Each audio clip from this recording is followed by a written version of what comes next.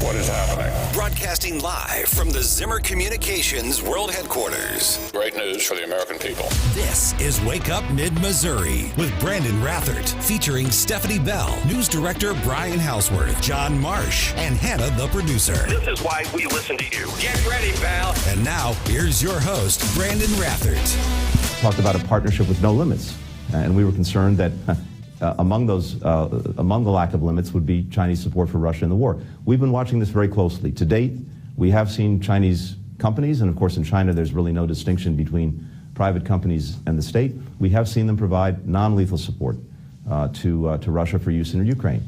The concern that we have now is based on information we have that they're considering providing lethal support. And you look at the big picture right now. That is Secretary of State Antony Blinken over the weekend. This ahead of surprise announcement. I got the breaking news update about 4:30 this morning on my cell phone that President Biden apparently making a surprise visit to Ukraine. But you look at the bigger picture and how the Chinese balloon and how they're tempting us and how that sloppy pullout in Afghanistan. And that is why, according to NATO, that Vladimir Putin decided to invade Ukraine. All of these things, and I go back to, and Stephanie and I don't like saying I told you so, but I told you so. We said this January 20th, 2021. The whole world looked at us, and some of the evil players across the planet started rubbing their chin and going, picking's gonna be good. That was creepy. Exactly, and that's what it should be. It is very, very creepy, and it should be friendly. Listen, I don't want to, stoke fear and be a fear monger, but it is one of those. This is something we've got to be thinking about, I think, on a worldwide stage. Joe Biden in Ukraine making these comments. For the nation's independence, your sovereignty, and territorial integrity. Say we're here to support your independence, your sovereignty, all of it. Which, by the way, if you're getting help from numerous countries to help fight a war, are you independent? It's just a question. I don't have anything. Seriously, it's an interesting question. So it's tough talk from everybody in the administration. Antony Blinken over the weekend. Well, we're worried that China's going to do this. They're going to team up with Russia, and they have already been helping. And then they've been sending balloons over American stuff. And then this, also tough talk over the weekend from Kamala. And I say to all those who have perpetrated these crimes and to their superiors who are complicit in these crimes, you will be held to account. I think she was waiting for applause there. Hey, I just made a very big, bold, strong statement. And here's the problem with that. And I'll preface all this by saying we all, we're Americans too, right? Houseworth is an American, staff, Hannah, John Marsh, we're all Americans. You're an American. Ultimately, don't we want to? We want to pay. We don't want to pay an arm and a leg for gas and for eggs. We want to be secure in our retirement. We all want the same thing. But my goodness, when you have somebody like Kamala Harris saying we are going to hold you to account, it falls on deaf ears because nobody believes you. You can't even take care of our southern border. And so when Kamala goes and makes a bold statement like that over the weekend, we are going to hold you accountable. Nobody believes you. Also, the tone of voice she's using makes it sound like she's trying to be the Queen of England or something. And I say, I agree. It's very, weird for her. It's like she's trying to be very regal. I don't know. And I'm about ready to say something very important. So when I pause, then everybody clap. And it didn't happen. And I say. It's almost like she got scolded for cackling, because usually when she's talking about something serious, she's cackling. So they're like, Kamala, put on your big girl voice, your serious voice. And that's like. And I say. Mate. No cackling. Gosh.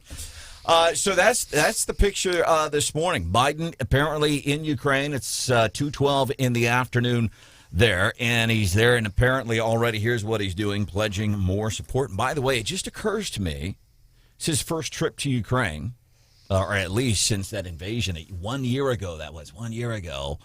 He's been to Ukraine as many times as he's been to the southern border. And the southern border, he was just there like a month ago. And they cleaned that place up all nice before the president of the United States came. So he's going to Ukraine. He's been there as often as he's been to our southern border. Yeah, my favorite meme post the China spy balloon, I think was the Babylon Bee, and they were like, Biden will shoot the balloon down before it goes over Ukraine. You know, he doesn't mind when it floats over the U.S., but if it got over to Ukraine, he'd for sure help them out and shoot it down. So here's what he's saying we're going to do. I am meeting with President Zelensky and his team for an extended discussion on our support for Ukraine, another delivery of critical equipment, including artillery ammunition, anti-armor systems, and air surveillance radars, and anti-balloon technology. So, no, they didn't. They're not including anti-balloon technology. Anti-balloon technology, isn't that just a big dart gun? Basically. Sirens could be heard in war-torn Ukraine as Biden arrived in the country. I don't know, is that to alert everybody? Hey, Joe's here. Everybody, watch the little kids. He likes to snitch girls' hair. Here's the sirens. Man. Welcome into the show. This is Wake Up Mid-Missouri. I am Branden Rathert. There is Stephanie Bell. Good morning. Mr. Brian Houseworth is here. It's good to see you. Good morning. Producer Hannah. Hello. John Marsh is here, too. Good morning. Glad you could be here. 874-9390, 874-9390. Eric Schmidt, U.S. Senator from Missouri. Of course, he was on Fox over the weekend. And I'm wondering...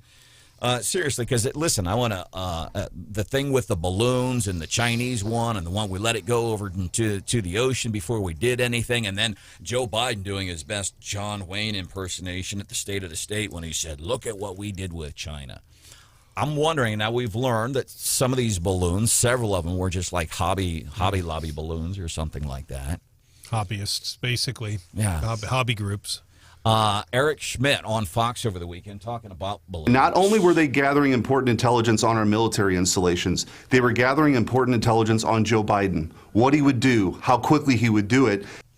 That's yesterday on Fox, and he's right. Biden he wouldn't do anything, and it's a shame because that guy's not protecting the best interest of our country, even at our southern border. But I've asked myself an honest question. This was actually spurred by a question by producer Hannah last week. She's, what is so bad about TikTok? And the best answer I had, it's owned by China. Yeah. And I think my follow-up question was, but why does it matter that they have my, TikTok account? Nobody knows, and I think that's part of the problem. Well, I'm wondering, and it is a problem, and I need to do a better job of explaining it. I'm not prepared to do that here. Well, apparently it has to do with they gather information on you, and this one definitely has not been necessarily partisan. The governor of Kansas, for instance, who's a prominent Democrat, Laura Kelly, has made it very clear she does not want it. In fact, I believe she banned state employees there from having it on their state phones. Our governor has expressed concerns, so there are privacy issues. And there are also concerns about what they're doing with that information. And it's China. As we heard Secretary of State Anthony Blinken said, whether it's a private business or it's China, it doesn't matter. It is inseparable. Well, and I recognize that I'm probably being naive, but I walk around with this thing in my pocket that gathers all sorts of my information and sends it to lots of different places. So here's what I'm wondering, if the balloon will become the next TikTok. It's just an easy, there's the target. It's TikTok. We'll just talk about TikTok because it sounds good to go after TikTok, and maybe that's the thing with balloons too now. Well, I was going to say, we had the conversation off air last week. Is this just the latest talking point for, Republicans to get fired up about? No, I mean, I think there's serious concerns about TikTok now, whether or not, you could use it wisely. And, I think I probably agree that maybe we shouldn't have it on government phones. But I think from an individual freedom perspective, if you want to have it on your own phone, you should be allowed to, and the government shouldn't tell you what you can and can't have on your phone. But still, it does more than just track your, it can track your location. And so I think in certain circumstances, they were saying that, China had spied on, for example, journalists and saying, they can, not only can it can see your IP address, so maybe it can see where you are. And so it was trying to figure out, hey, who are these journalists talking to? Who are their sources? Trying to kind of squelch leakers and confidence. So I think, it has been used we know that it's being used in ways to, violate or spy on people, violate people's privacy. But again, you're consenting to putting it on your phone. So, but I think I think we have to trust too that people are smart enough to know, where and when and how it can be used, hopefully. And again, I will say I fault the U.S. for this right now. in particular, the other tech companies, because when we've had a really popular app like Snapchat, Instagram has come up with features to take it over, and we've used competition and ingenuity to run out other apps. And I don't know why we're not doing that here. I know TikTok kind of took off, and Facebook Reels and Instagram Reels haven't really seen the same success, but I really feel like there's an opportunity there for a U.S. company to come out with features that makes TikTok insignificant, and then people just want to use whatever the U.S. app, whether that's Facebook or Instagram or whatever. And I think who that's says the way they aren't tracking all your stuff too? Well, we know they do. It's probably in the terms and conditions that nobody reads. But they're not the CCP. I mean, so I don't think they pose as a security risk to the U.S. So I really do hope that we can find something here in the U.S. that people would love just as much as TikTok, and let people make that choice for themselves. What is there? Is it the Reels on Facebook is trying to do? Is it kind of muddled after TikTok? Are you liking that as much as you are liking the TikTok? It's not as many people are on it, right? It's just not as it's used differently, and it's not as popular. But I mean, I think it's similar. I don't know how to really produce the thing, so I don't know if from a creator standpoint, if the technology is so different that people choose TikTok because it's either easier to use or it has more features or whatever, and they prefer that app over Reels. If it's a technology difference or if it's just kind of personal preference at this point, I don't know. John, what are you liking better, Reels or TikTok? Well, I think, when you get right down to it, what was the story we had a while back about Instagram and putting JavaScript code into all their websites and all. So presumably all these entities out here, if we're talking Facebook, Meta, and Instagram, they can track your same stuff just like TikTok, but I kind of agree with Steph. There might be something a little more nefarious with the Chinese communists involved than the Facebook crowd. Is this the wrong time to plug my TikTok account? No, go ahead. Go ahead. Producer_Hannah. And you can watch the show on our YouTube channel. Wake Up Mid. I mean, while we're on the topic, right? Go follow me.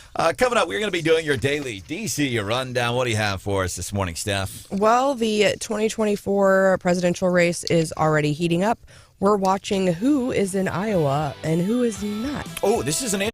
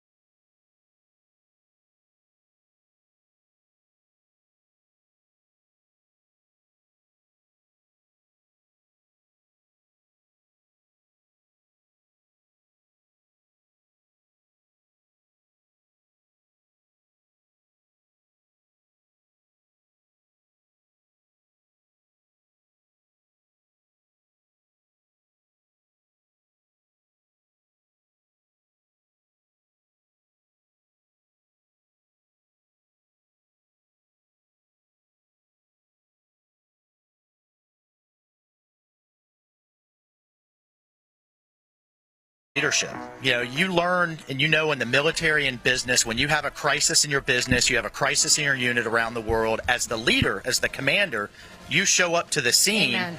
And talk to the troops, talk to the people affected, share the risk. Why isn't Pete Buttigieg breathing that air, drinking that water? That's Representative Mike Waltz talking about that train derailment in Ohio. And this continues to grow and fester as a story because of inaction on the part of the administration. That's getting us into today's Daily DC Rundown with Stephanie Bell. So this happened, on February 3rd? We're like 2 weeks later, but never fear, Buttigieg is here. He is sending a snail mail letter to Norfolk Southern saying, hey, y'all, you gotta support the people. Never mind a letter. Like in an envelope? Yeah, like a stamp? typed up letter. Never mind that they didn't show up to that meeting. Never mind that these people have animals that are dying. They're all, their eyes are itchy. They got headaches. They have serious questions.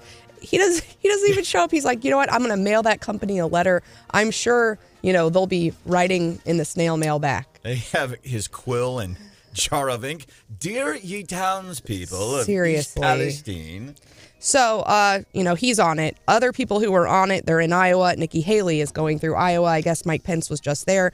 Tim Scott also there this week. Who's not there? Trump has not been there since he announced. And that's weird for him. But kind of in line with how he's behaving this cycle, he's kind of been quiet and off the radar. And that's the political ploy I'm wondering about here. Is he feel like I've got this Republican nomination in the bag? I don't even need to go and do this stuff. I don't know if that's what he's doing, but you're right, man. Oh, a crowd? I get to get up and do a set? Oh, yeah, man, I'm in. But now that Haley's in, we are expecting some more activity in the 2024 race, so I'm excited to see who might announce. Yet, I guess Pence has hinted at that, more frequently here as of late. Also, I find this really interesting. So the McCarthy election, people were glued to C-SPAN watching the drama. And they were partially glued to C-SPAN because there were extra cameras in the House during that whole debacle. And the reason why was the person who's in charge of deciding whether there can be more cameras is the Speaker. And at the time, technically, there wasn't a Speaker because we hadn't elected one yet. So there were no rules. But apparently, Pelosi had previously consented to some extra C-SPAN cameras. And so you got more angles. So usually you just get to see the folks at the, at the front. But all that stuff where you saw Gates's face and the drama, those were all due to these extra cameras. And so now C-SPAN's kind of saying, hey, it really does help for transparency's sake if people can really get a broader view of what's going on and are so they're talking it over, and McCarthy is considering it. Ultimately, he will have the final word. So C-SPAN was like, hey, nobody's looking. Let's put some more cameras in here. I like the idea. I do too. And I don't know if I like it for, as Americans, we need to be aware and see everything that's going on, or because it's like watching hockey on TV. Hey, more cameras. There might be more opportunities. We might see Mitt Romney getting all disgruntled with a George Santos or something. I like it. I think it's a good idea. Joe is making a surprise visit to Ukraine today. That is on the heels of China saying that maybe we have intelligence that we think maybe China is going to send weapons to Russia. And we're not happy about that. Apparently, China previously said, made a promise that their partnership with Russia would be one of no limits. We've got this intelligence. Apparently, Blinken is saying this would be a serious problem and telling Chinese officials that I think even if we use our words and we say this is going to be a serious problem, the real question is, what are you going to do about it? And I think we heard Schmidt say that about Joe and the Chinese spy balloon. That was the test. What are you going to do about it? And how fast are you going to act? And how much support are you going to have from your people? And so Blinken can say all day long, this is going to be a serious problem. And China's going, so what? What are you going to do about it? We just flew a balloon over your country and you waited to shoot it down until we got all the information we wanted. And then you acted like you were John Wayne in that State of the State, man. Coming up a few minutes from now here on Wake Up Mid-Missouri, how far should residency requirements go on a municipal level? And also, you brought up Nikki Haley. Don Lemon, those comments we covered on, he might be out of here. I think just local news is the most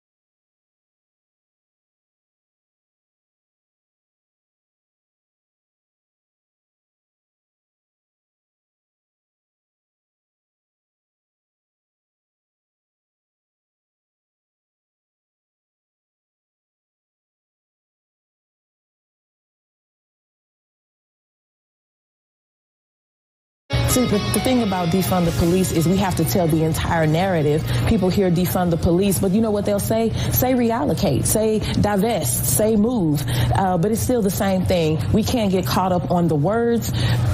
People spend more time focusing on the word defund than they spend on caring and addressing the problem of police violence in this country. Hard to believe she's from the Show Me State. Harder to believe that people actually vote to put her in office.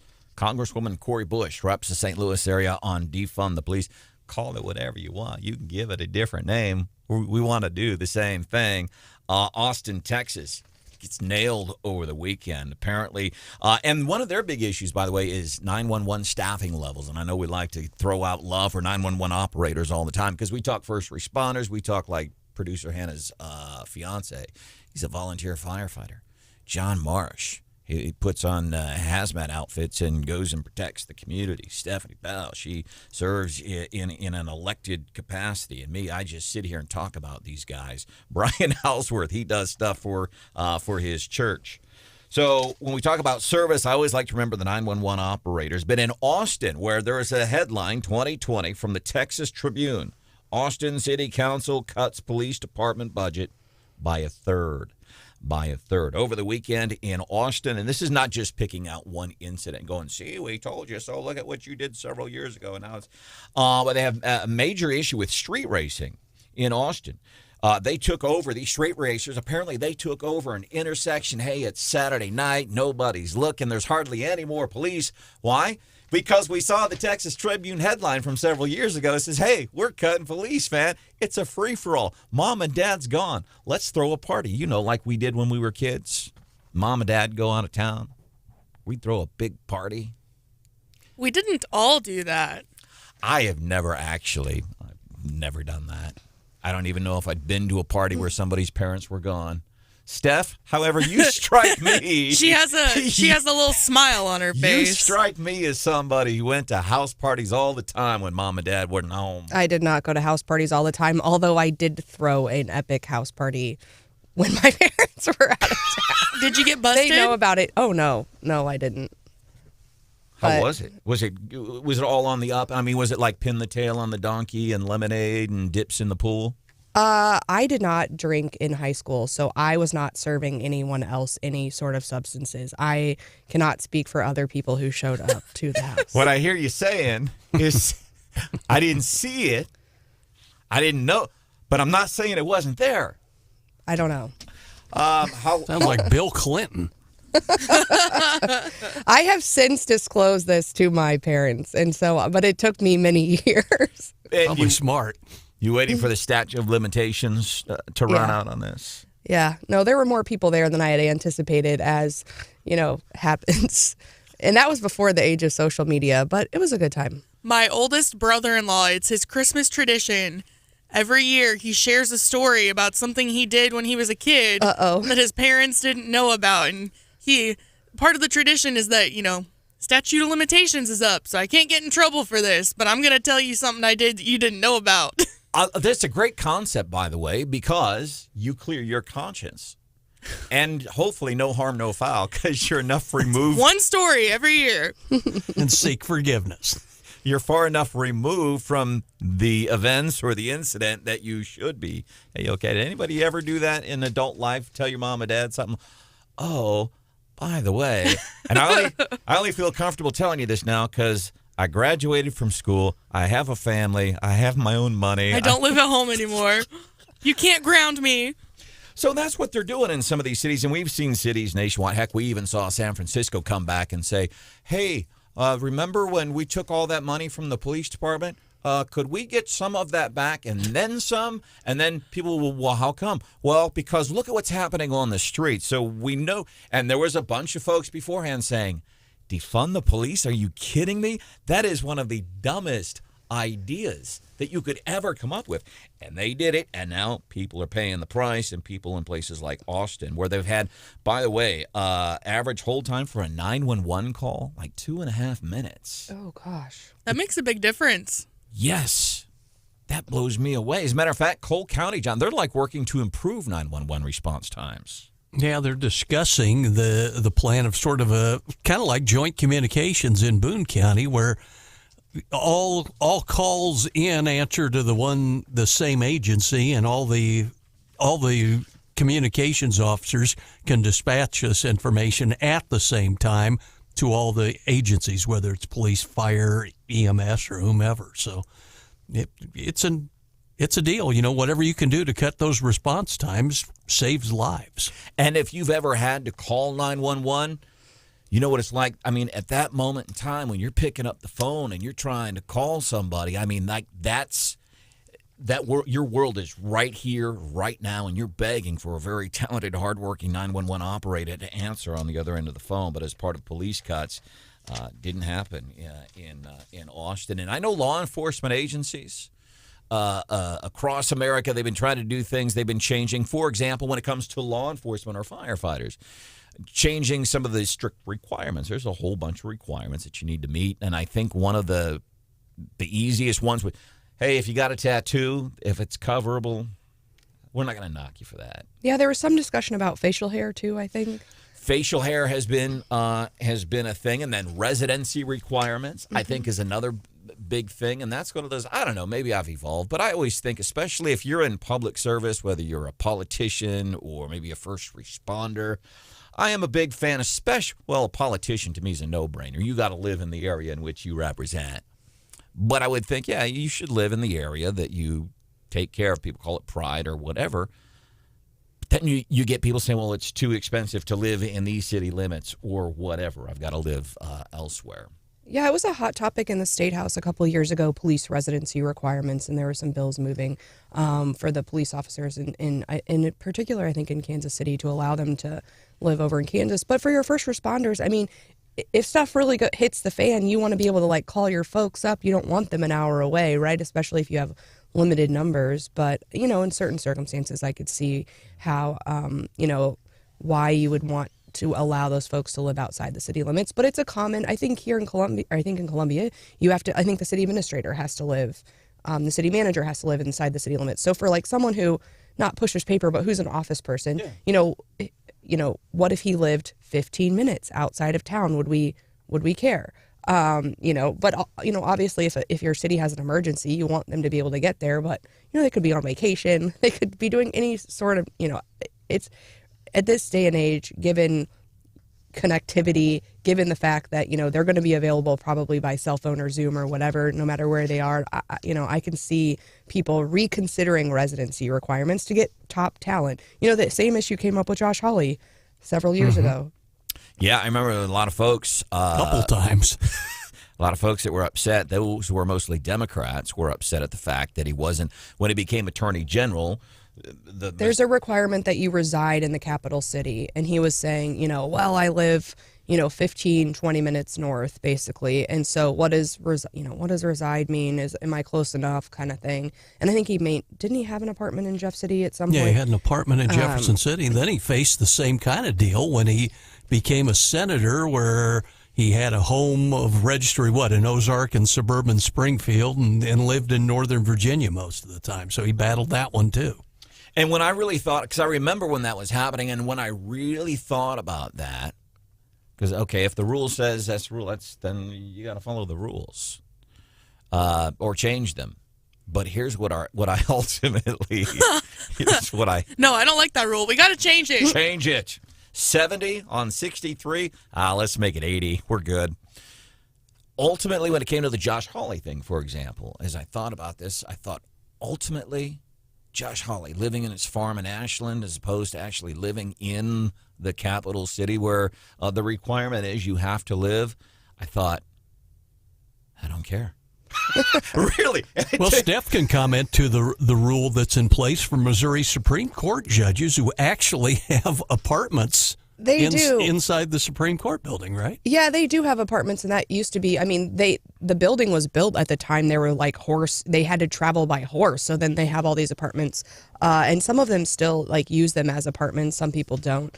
But I don't think it really matters. But in Missouri, I mean, especially around here, I find it funny because people are like, well, he doesn't live in Jeff City. He lives 15 minutes north, with Holly. And people looked at me when I moved from Jefferson City to Ashland, which is about 15 minutes, like, oh my gosh, you're moving outside of town. But I know tons of people who moved to St. Martin's, which is 15 minutes in the other direction, but that's still considered Jefferson City. And so I'm like, I can get to my office in Jefferson City faster from Ashland than I can get from downtown Jeff City to St. Martin's, but yet I moved out of town. And so, you kind of get into these weird, really particular things. But, this article that came up in Columbia about the city councilwoman, I mean, I do feel like, especially like, being an elected official in Ashland, I do think it's important to be able to, experience the same things that other people in my town are experiencing and know what people are talking about. Even as, I guess, a fairly newcomer to Ashland, sometimes we'll talk about a road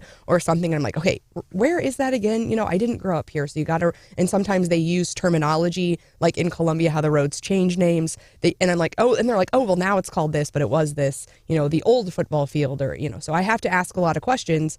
But I think there's something to be said for politicians, feeling the same,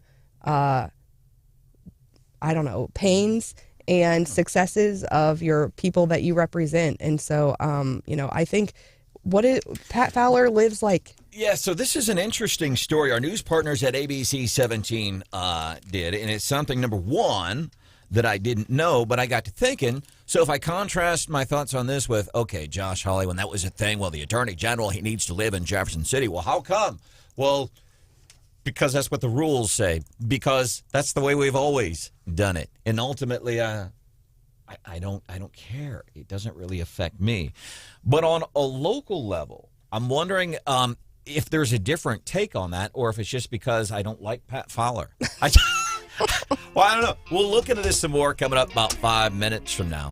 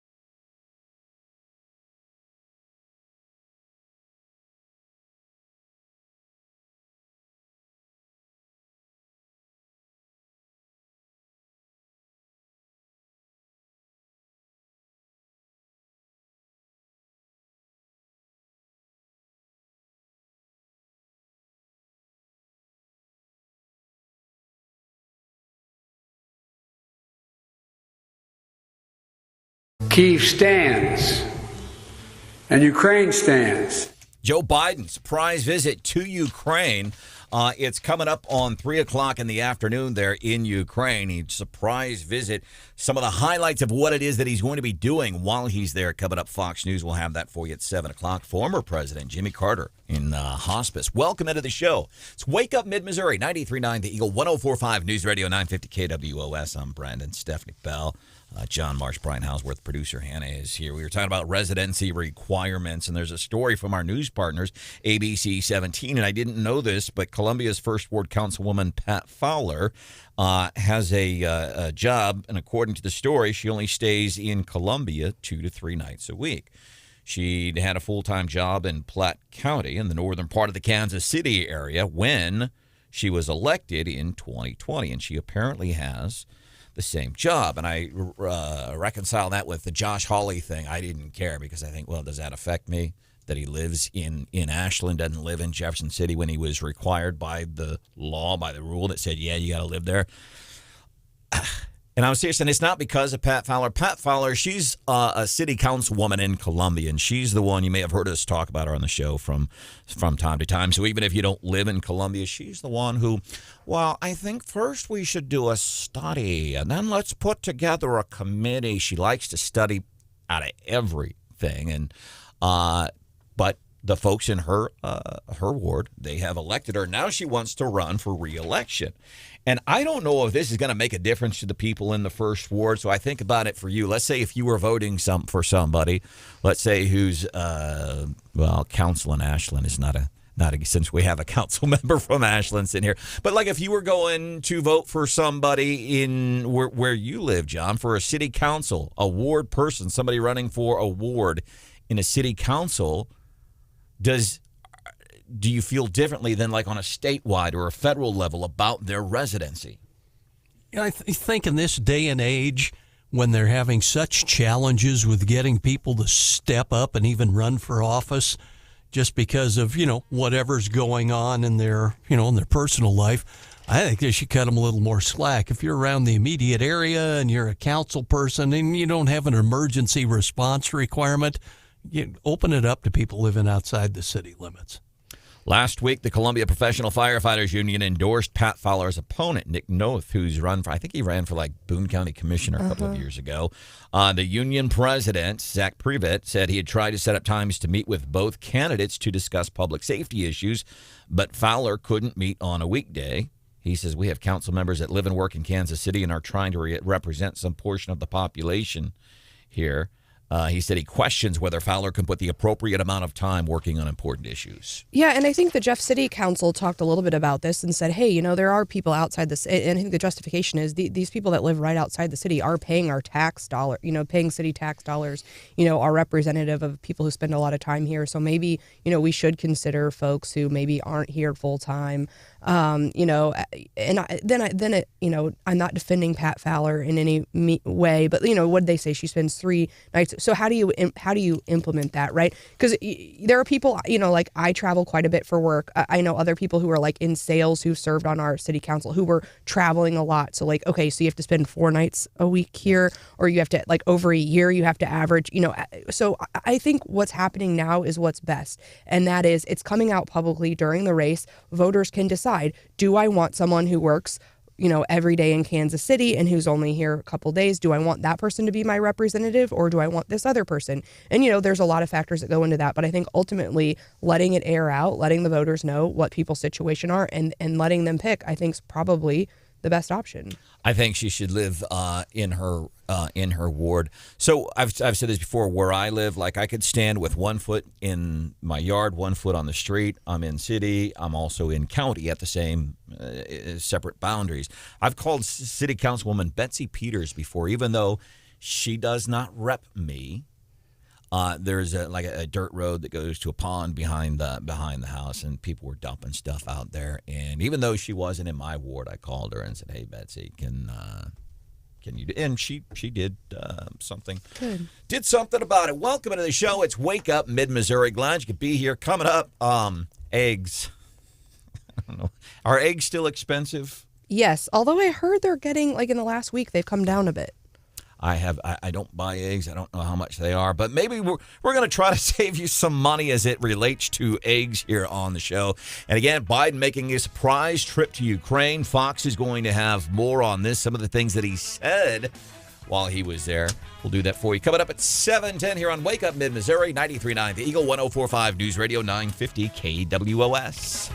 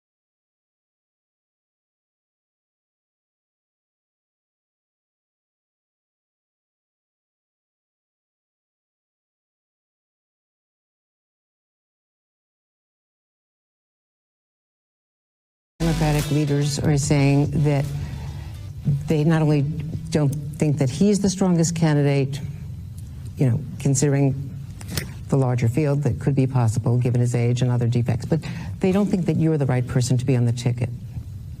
Why do you think that? I love that. And other defects. She said that's ABC's Andrea Mitchell. She's talking to the vice president, Kamala Harris. She's talking about your dismal approval ratings. His ratings are bad. Your ratings are worse. You have a lot of people in your own party that are saying, like, hey, she asked this to her face.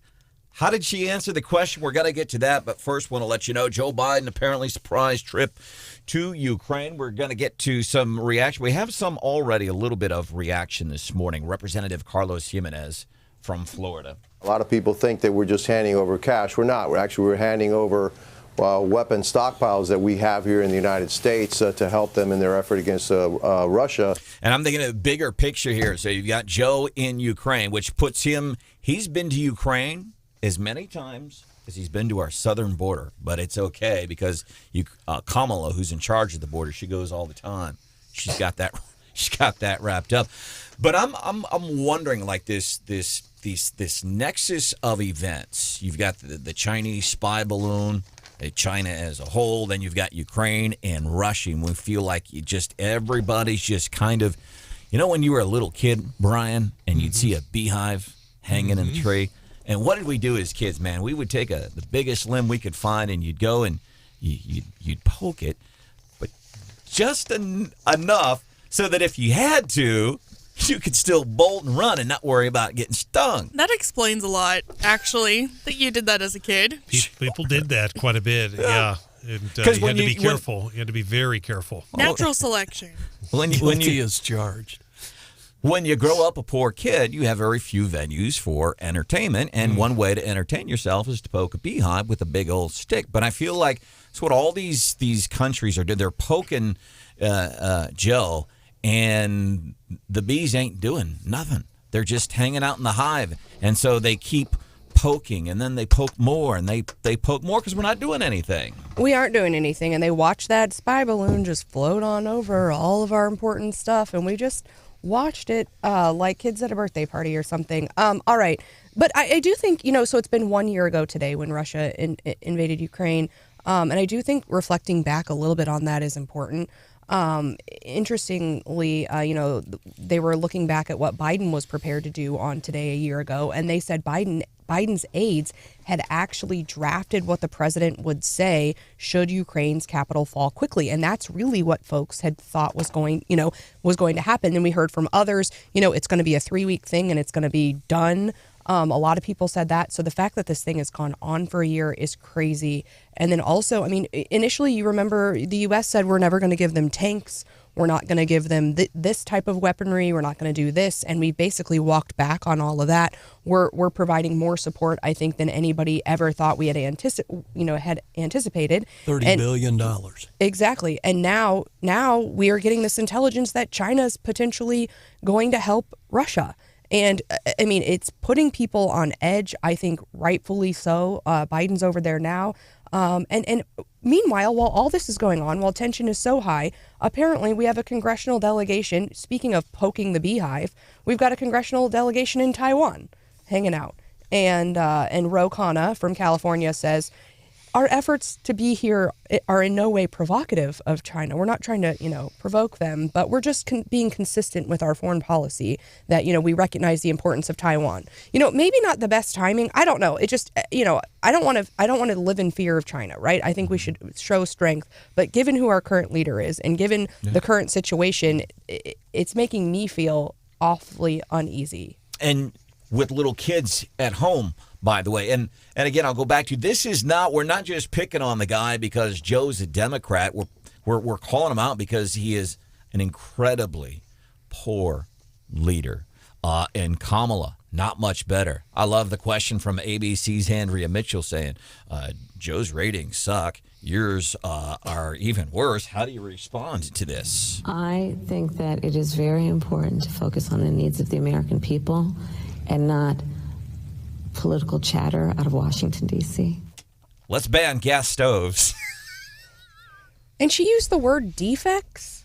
The Andrea Mitchell. As a matter of fact, this might be worth playing again, just to make sure I got it right. This is Andrea Mitchell chatting with Vice President Kamala Harris. That he's the strongest candidate, considering the larger field that could be possible given his age and other defects. But his age and other.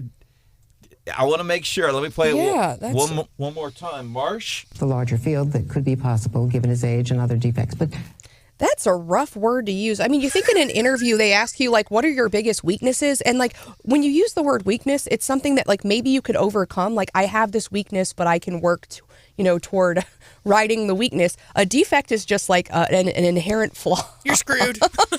It's deeper than, it's a defect. It's like, what you got on you that you can't fix? Yeah, exactly. Because I love the job interview question. What would you say one of your biggest weaknesses is? Mine, I have a tendency to procrastinate, but I work well under pressure. There you go. But if somebody says, what's your biggest defect? I'm a selfish brick. And I don't know how to fix that. But, John, did I hear that right? Is she saying the word defect? Sounded like defect. Yeah, Tucker Carlson the other night kind of profiled some of that very interview, and he did not pick up on that. At least I didn't see it in that segment. Picked up on a couple of other things. But, yes, she did say that. I believe she's trying to, certainly can't speak for Andrea Mitchell, but I believe she's trying to say vulnerabilities. Probably not the best word. But one thing the vice president said in that interview that I thought was very telling is she said that that the balloon incident did not help. That was her words. I thought that was an interesting way to put it.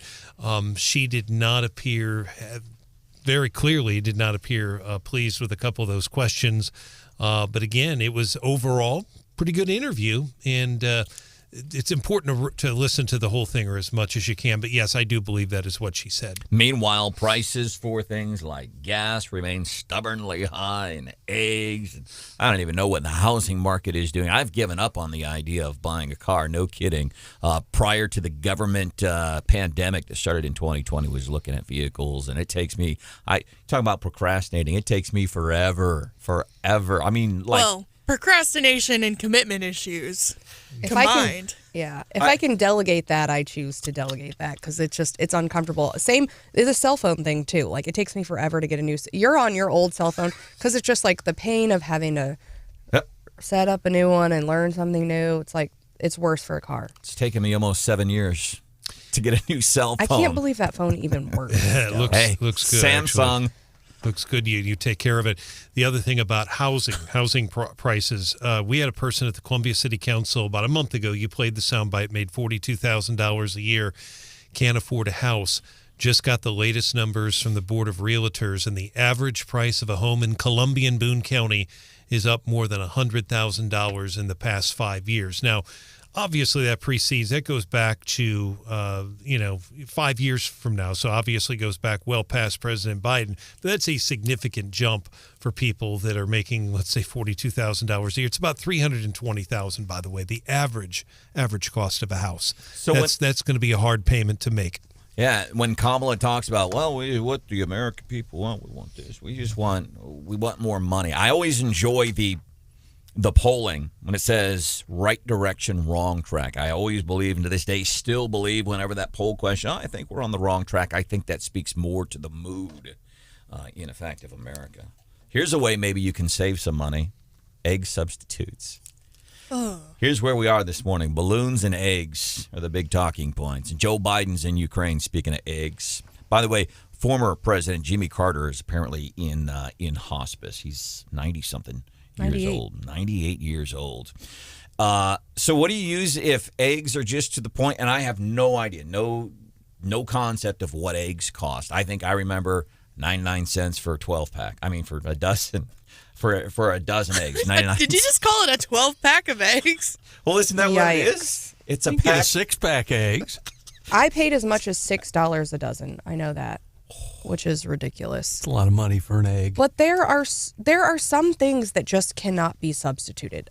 And having had weird dietary restrictions, folks have gotten really good at gluten-free. I will say the cauliflower is not my favorite, but other gluten-free products, it gets to be like crust-like and bread-like. And there are like, I've had a cupcake that's gluten-free that actually is not terrible. Cheese, like fake cheese, it looks like cheese, but it doesn't melt. What an endorsement for gluten-free products. It wasn't terrible. I mean, it's not a perfect substitute, but I feel like eggs are one of those things that like an egg is an egg, and like you can. Those fake ones are awful. Yeah. There's other substitutes you could use, like there's tofu. No. By the way, this is not from the Wisconsin Egg Producers Association, but they say tofu. And here's the directions for cooking tofu, which tells me a lot right there. You just put it in the pan and just cook it until it's hot. I think, John... give it to the dog. Yeah, exactly. John, I think if, some folks showed up and, at Oscar's Diner and instead of eggs, everyone got tofu that morning, I think there would be a revolt. Wouldn't you think? Probably. Ugh. Flax meal is a great egg. Flax meal. This is worse than the toilet paper substitutes from the beginning of the pandemic. I will say when I had to substitute eggs, you use like gelatin. You can like kind of that collagen powder or like gelatin, like beef fat, because it kind of got the egg white consistency, because when you're baking, the consistency matters. But again, if you just want scrambled eggs, I don't think tofu or flax meal is going to get it. By the way, I should not have dissed tofu like that. What? I should not have dissed tofu like that, because tofu, it is a curdled block of soy milk. My bad. Incredibly appetizing. Right. The soybean farmers are upset with you this morning. Probably. Coming up a few minutes from now, we are going to be doing What's Hot with Hannah. What do you have for us this morning, Hannah? There's some proposed legislation out of Florida that I'm not a big fan of. And I think we need to put our foot down. All right, Hannah's putting her foot down. We're going to do What's Hot with Hannah coming up at 7:20.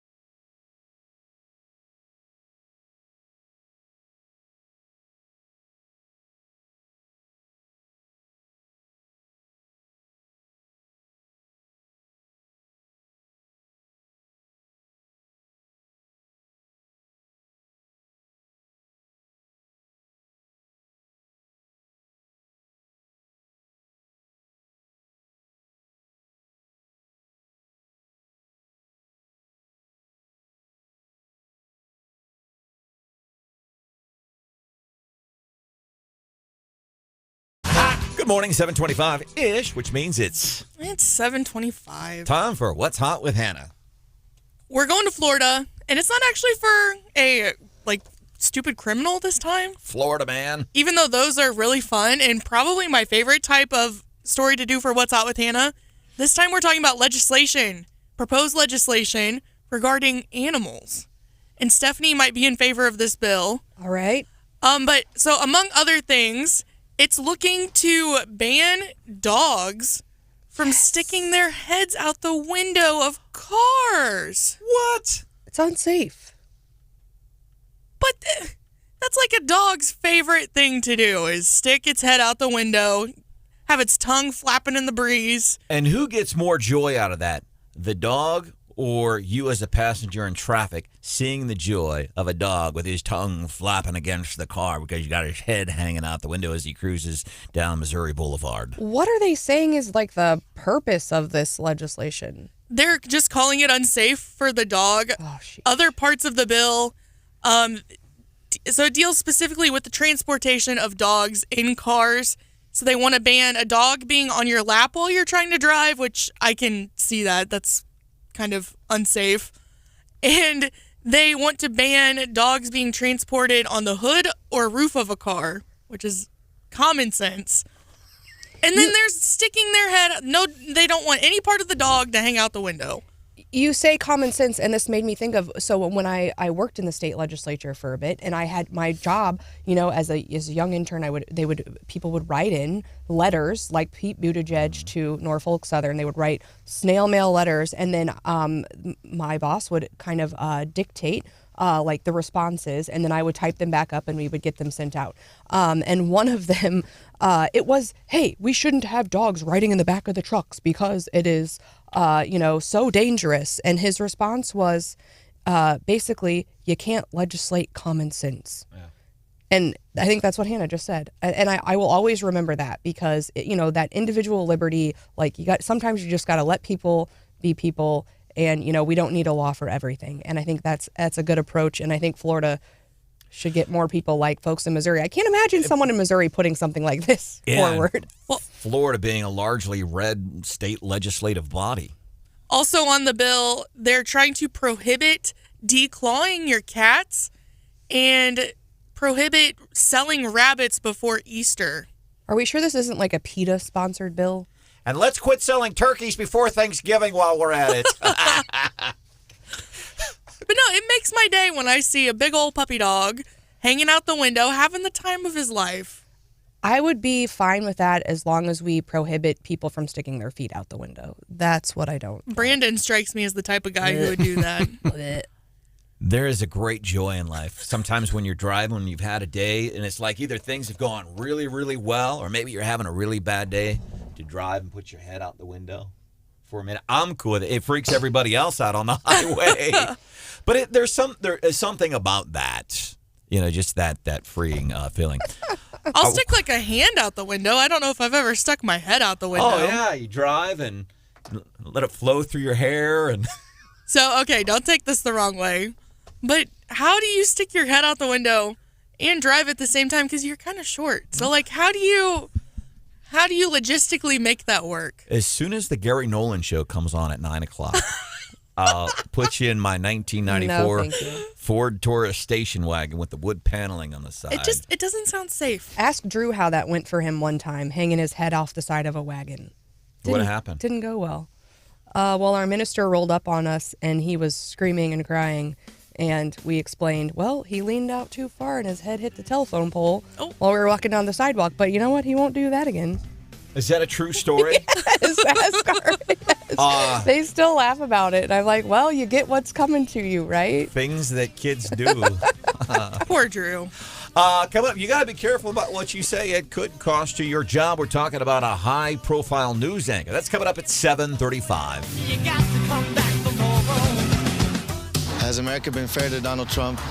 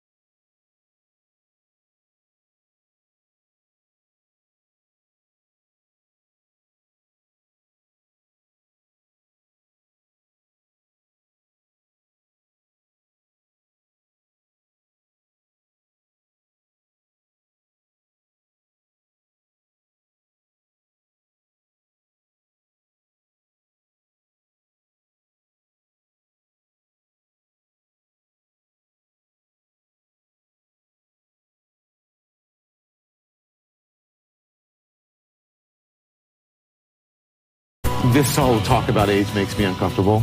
I think it's the wrong road to go down. She says people, politicians or something are not in their prime. Nikki Haley isn't in her prime. Sorry. When a woman is considered to be in her prime in her 20s and 30s and maybe 40s. What do you talk? Wait. That's not according to me. Prime for what? Can I keep playing this exchange? I find it so cringe. Are we doing this again? Really? Are you poking the beehive again? Yes. Depends. It's just like prime. If you look it up, if you Google when is a woman in her prime, it'll say 20s, 30s, and 40s. I don't necessarily. 40s. Oh, I got another. I'm not saying decade. I agree with that. What I love is the crap he gets from his co-host. That's, of course, Don Lemon, CNN. He's referring to the comments that Nikki Haley made when she announced she was running for presidency, and she had a well-crafted, whoever her speechwriter is, maybe it's her, but whoever that speechwriter is definitely in their prime, because the words they crafted for her speech about America hasn't passed us by, its politicians have. I thought that was incredible. Don Lemon goes on to the TV the next day and talks about being in her prime. I Googled women are in their prime in their 20s, 30s, 40s, and I love it because both of his co-anchors on the set are like, explain yourself, please. And I think one of the co-anchors walked off the set after this whole thing, and then I think other employees have complained, and of course he's been accused of screaming at people on his staff before. I mean, it's just not been. He's not in a good spot. He's smug. He strikes me as smug, like Department of Homeland Security's Alejandro Mayorkas, like some local folks that are just smug. Again, I go back to I envision people that get into their Toyota Prius and then they fart and they roll up the windows and they go, that's the kind of person. Lemony. Yikes. Guess who's not on air this morning? Uh-oh, really? Don Lemon. No way. So apparently, and this happens all the time, whenever somebody on the TV says something and then they take the following, well, it was pre-planned. It was a planned day off is what CNN said. How long before his formal apology? I don't know. And should he apologize? I mean, he was reading off the internet. He was said, not. Google. See, I Googled it. He first said she wasn't in her prime, and then that's what Google said. I don't know that he needs to apologize, but again, Hannah pointed out his ratings are bad. He's been moved around. He's just not very good and not thoughtful. And we kind of talked about. I mean, the women were right to bring up for what purpose are we in our prime? And do we want, I don't want a 31-year-old running for president, right? And so Nikki Haley's 51. For most people, I would say that is probably the prime of your career, which is what we want. Not your looks prime or your childbearing prime or your anything else. I was going to say, I don't feel like I'm in my prime. I feel like I'm just hitting my stride, and by 50, I feel like I will still be with it and ready to do whatever I want. You hear that, John? She's taking a dig at your age. I know she didn't say it, but that's what I heard. And that's the thing with young people. It's like whenever people talk about, well, we don't want this person doing that. Well, how come? It's because of their age. It's not because I know people get offended. It's not your age. It is your lack of experience, and that's not your fault. Mm-hmm. So we're not faulting you when somebody says, well, you're too young or you might be the hardest worker there is. We're not faulting you because you've only been here for X number of years. We're just saying we need experience for this. Yeah. But maybe not too much experience. I got a lot of experience. I was there whenever we planted the flag on the hill. The age thing is difficult because not every 20-year-old is the same. Just like not every 70-year-old is the same cognitively, right? Or experience-wise or whatever. So the age thing is hard. Has anybody seen, while we're on the topic of TV, has anybody seen on Fox Gutfeld at Night, I think is what it's called? I've never seen it. I've seen an occasional clip or two. The reason I bring that up is I think that show is really, really important. If you're not familiar, it's kind of like a late-night comedy show like Fallon and Kimmel and Colbert, except the difference is it's funny. And it's got an intelligent slant, unlike what we see on a lot of the nighttime television. But he has beaten those other late night talk show hosts. Now he does have a half-hour earlier start time. He's on cable TV. He's in far fewer homes than somebody like a Fallon or a Kimmel, and the guy is just tearing it up. I was quite impressed that Fox in the Super Bowl, they had aired ads for Gutfeld that night for his TV show. Has anybody seen it? 874-9390. You've seen it? I've seen clips of it, and some of folks that I know, because he kind of does some panels where he gets, a lot of folks together, and a lot of people that I follow have been on the show. So then I've seen clips from that. Yeah, but yeah, I've good. seen it. Is it entertaining? I mean, is it funny? Yeah, he brings on. I can't remember the guy's name. One of the former WWE guys is a regular. Comes on and gets all wound up. Well, I hope it continues to do well. If you've seen it, would love to hear about it. 874-9390. There's a neat article in the News Tribune written by Joe Gann. Headline: Show Me State has begun to make plans for its aging population. It's a concern for the state, which is already short of providing the ideal volume of services seniors require. In just a little more than a decade, seniors will make up a quarter of Missouri's population. And this is something I enjoy talking about this because as a matter of fact, Stephanie, and I'm not saying this is the Cole County pachyderm, but like when I go to pachyderm meetings, a lot of times at the age of 52, I'm the youngest person there. And I think that this is a problem when I think about the bench, if you will. What are we going to do for a newer generation? The meetings are at lunch. Kids are in school. Like, who do you think's coming to your meeting on Friday at lunchtime? By the way, Stephanie and I are going to be at a Cole County pachyderm event tonight. People my age are at work, right? You got a bunch of retirees. You get to go because you have a cool radio thing, and you can go to lunches. But a lot of people can't do that. Anyway, yes, we're going to, and it's not a pachyderm thing. It is the Central Committee, I think, hosts the Lincoln Day in Cole County at Capitol Plaza tonight. I understand, I believe the Attorney General is going to be there. And we expect several of their statewide officials usually are there since everyone's in Jefferson City. Always really well attended. They raise a little bit of money, get to see a whole lot of fun people, and just celebrate being Republican. And I think that there are tickets still available at the door, I think. I believe that's the case. So I think the social hour starts at 5, and the dinner is at 6. So very exciting. When we talk about things like getting involved and stuff, you don't have to go and knock door to door on behalf of candidates and stuff. But one of the things that I find with these Republican committee meetings and the pachyderm meetings, regardless of where you live, is you get to go and you're getting to meet with other people that probably share a lot of your same ideas and thoughts on things. And a lot of times there's local decision makers that are there. They're always, I think, really good events. According to the website, tickets at the door, $55. Again, starts at 5. And I want to go back to something you said earlier, Steph. You were talking about, I can't remember what we were talking about, but you said you have dietary restrictions? I didn't know this about you.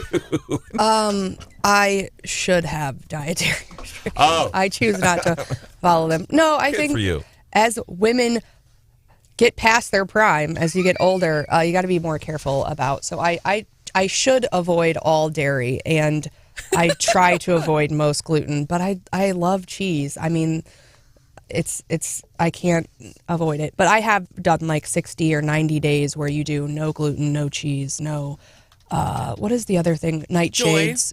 No joy. Yeah, for sure. So I moderate now, really. But yes, I am somewhat mindful of what I eat. Shout out to Tara. She just sent us a text at 874-9390, and Don Lemon actually did issue an apology on his Twitter account. He said, "The reference I made to a woman's prime this morning was inartful and irrelevant, as colleagues and loved ones have pointed out, and I regret it. A woman's age doesn't define her either personally or professionally. I have countless women in my life who prove that every day." And that was on the 16th that he tweeted that out. So it was right after he got called out for it. Basically. Yeah.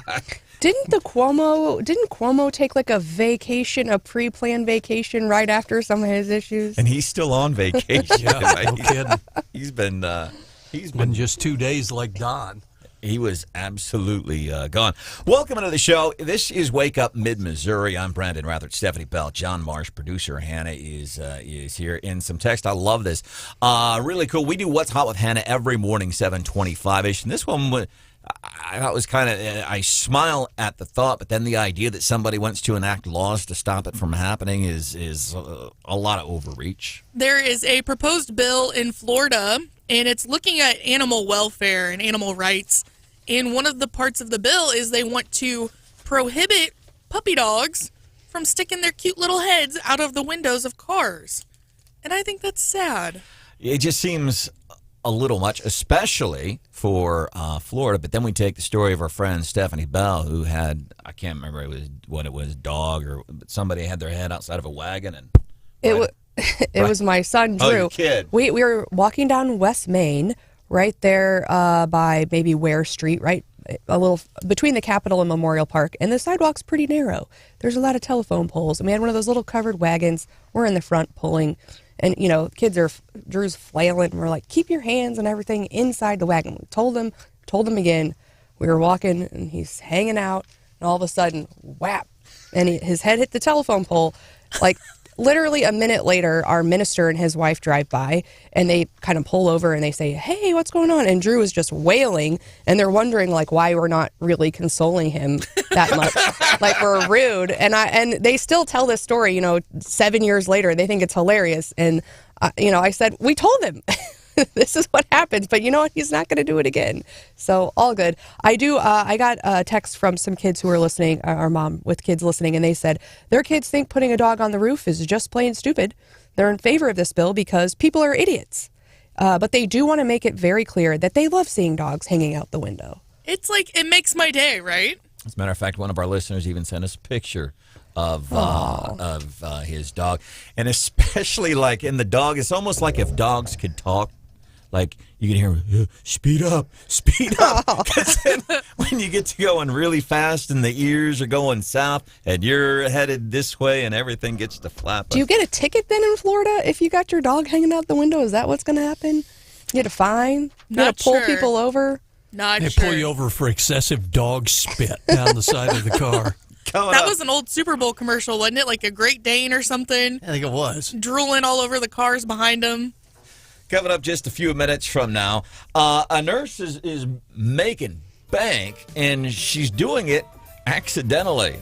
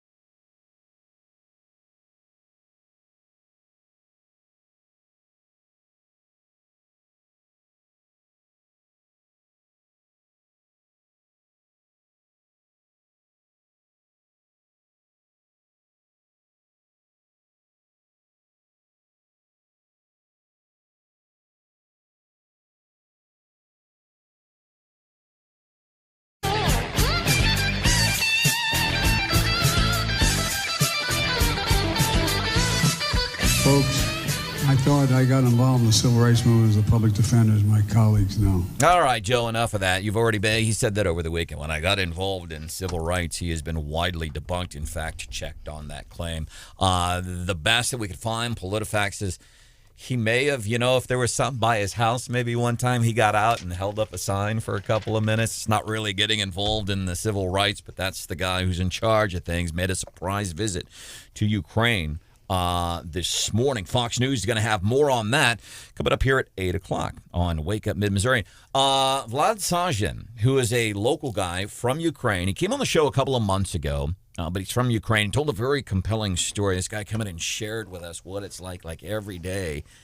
He lives here, and he's got family in Ukraine and what they deal with on a daily basis. He's going to be joining us a little bit after 8 o'clock because I wonder what what his take is, what his reaction is. I'll never forget we had another young lady who is from Fulton, and all of us, I can't remember her name, but she lived in Fulton, and she was from Ukraine, and she came out and hung out with us one day, and she got very emotional when she talked about her point of view on things, and she started to get teary-eyed when she said, I know gas prices and wheat prices and all this, but, those are my people, and that's my family over there. I get it. So reaction from somebody who lives in Ukraine is here right now going to school. Vlad's going to be joining us a little bit after 8 o'clock on Wake Up Mid-Missouri. Of course, always trying to find ways for you to make some money. Short of going, because even if you got a raise, it doesn't make any difference with what's happened since Joe became president in January of 2020. A nurse has found an interesting side hustle.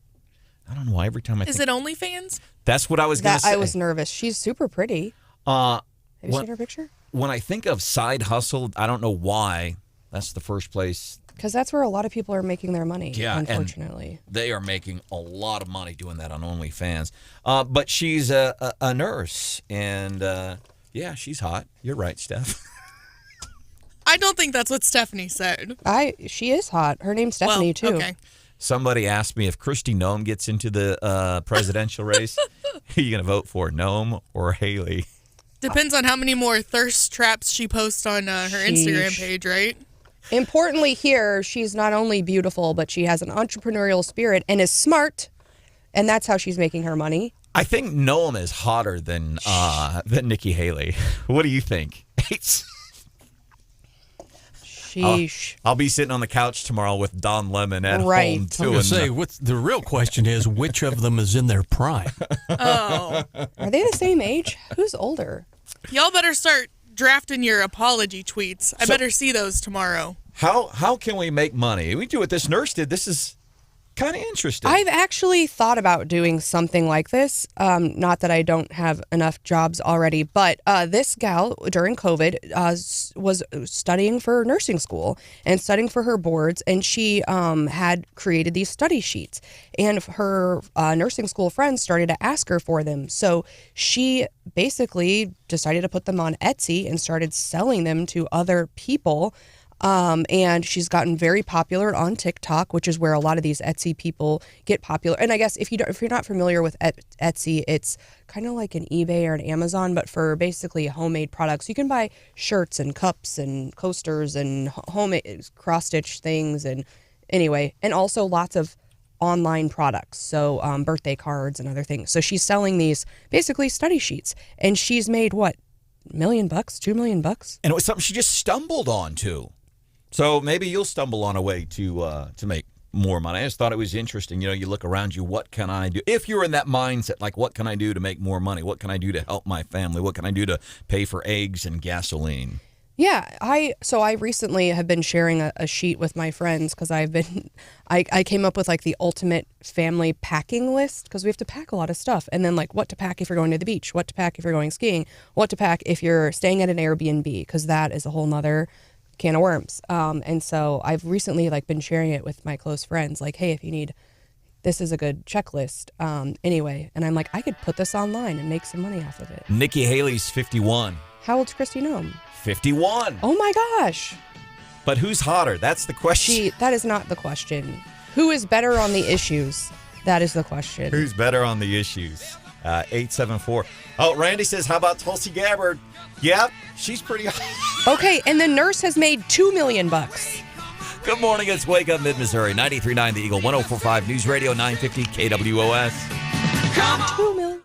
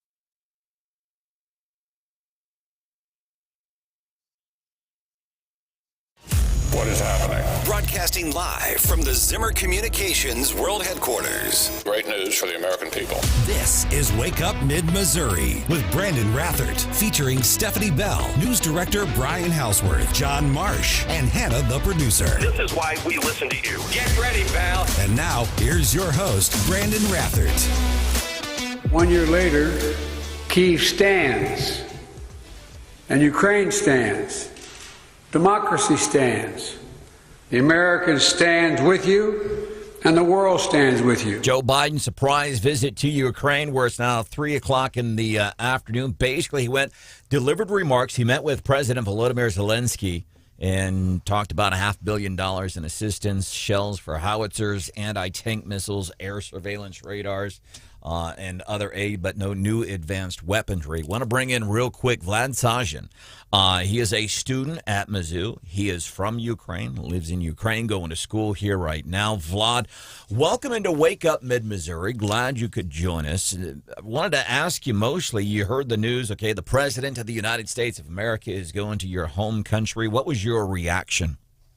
Hello, Branden. It's nice to be there. It was sure a very pleasant surprise. No one really expected that. And, the next thing you know is my mom texted me like, oh, my God, Biden visited Kyiv. And everyone was very surprised. And I was surprised, too, but it's sure a welcome surprise.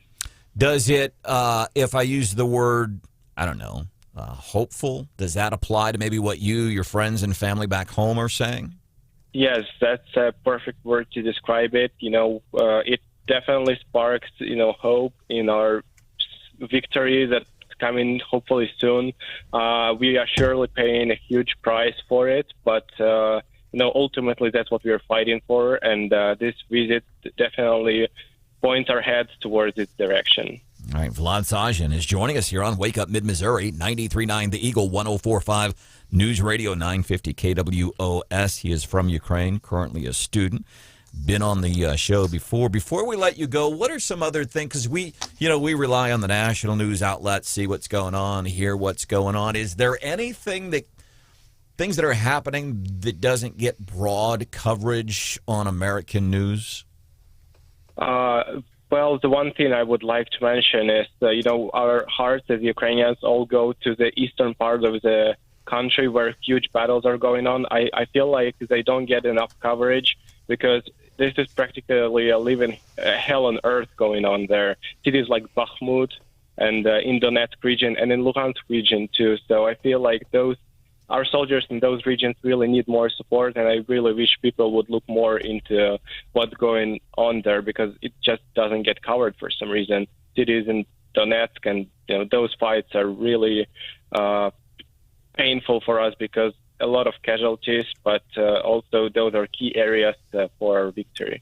I think about what it would be like if I went to, for example, Stephanie Bell was just in Europe. Like if you're in Europe and America's at war, America gets invaded. I just could not imagine what that would be like. Vlad, I want to ask you real quick. Everything is going on at home. How are your grades holding up this semester? Well, so far so good. I'm still waiting on my grades from the past exams several weeks ago, but I think I'm holding on. One real quick joke I wanted to say this morning, to keep up the good mood, is that I saw a tweet today, pretty funny tweet. We saw how Putin, when Macron or Olaf Scholz visited Putin always placed them at the other side of a long table. And I saw a funny tweet today saying that in response to Biden's visit to Kyiv, Putin visited the other side of his table. That's good. All right, very nice. Vlad Sajin from Ukraine. He's joining us this morning here on Wake Up Mid-Missouri. Vlad, what are you hearing from your family and everyone back in Ukraine about, just day-to-day life and how hard it is to have heat and food and everything they need? Well, as sanctions are working, that's good. So Russia has troubles supplying certain details and elements for their rockets, so they are slowly running out of them. And the periods between powerful rocket strikes are starting to get bigger and bigger, and and rocket strikes are starting to get less damaging. So that's surely a great thing. And power outages are no longer as common as they were several months ago. So Ukrainians are able to, slowly return to their, so to say, normal everyday life, still with of course, with air raids, sirens, but it's much better than it was several months ago. And I hope it will only become better. All right. Vlad, keep up the good work in school, and thank you for joining us on the show this morning. We are appreciative of your time. Dayakuyu. Oh, thank you so much. I'm great to be there, and your pronunciation is great. Well, thank you. We appreciate that. You can listen online, KWOS.com, 93.9, theeagle.com. You can also download the app, take us with you wherever you go. We might do another mailbag this morning. We're getting some really good text at 874-9390, 874-9390. One of the things we've been talking about this morning, Houseworth, when it comes to policies, and I don't want to get you into a political thing here. I'm just kind of asking maybe a one or two word answer. Yeah. Who has the better policies, Nikki Haley, Branden, Tulsi Gabbard, or Kristi Noem? Whose policies do you like the best? I'll defer to the audience on that. I'm not even the one who brought it up. Yeah. Stephanie brought, not as it relates to them. Stephanie called some chick hot, and then I don't know how we got onto presidential. And they are all they are kind of rising stars, all three of them. And I think people can be objectively good looking.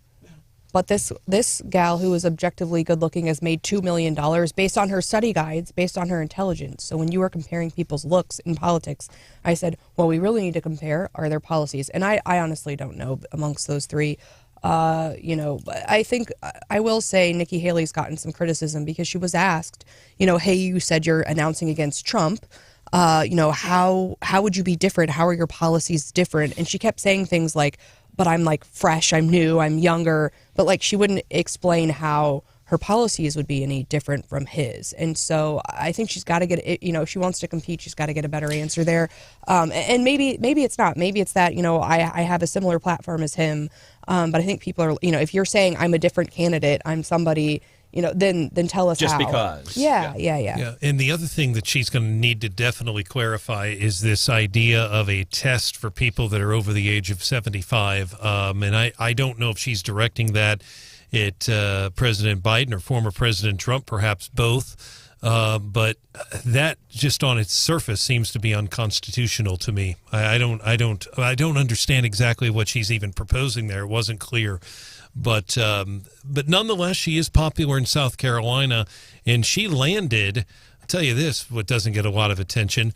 I was up helping my mom and dad over the weekend in North St. Louis County, and the Boeing area where Boeing was when I was growing up, it's nothing like it used to be. It's really sad. You've got a lot of empty buildings up there. It's really sad, and some of those jobs have gone to South Carolina. She got them down there.